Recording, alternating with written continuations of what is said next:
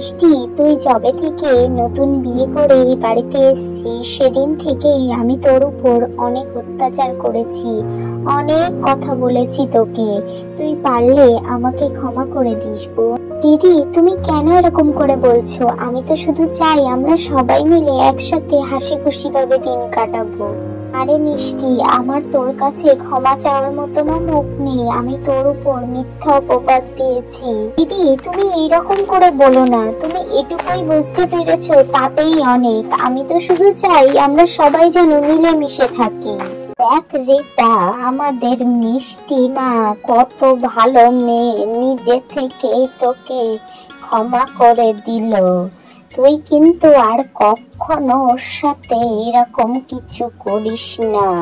সত্যি মিষ্টি, তুই আমাকে ক্ষমা করে দিয়েছিস। আমার আর কিচ্ছু চাই না। এখন আমরা সবাই মিলে হাসি খুশি ভাবে দিন কাটাবো।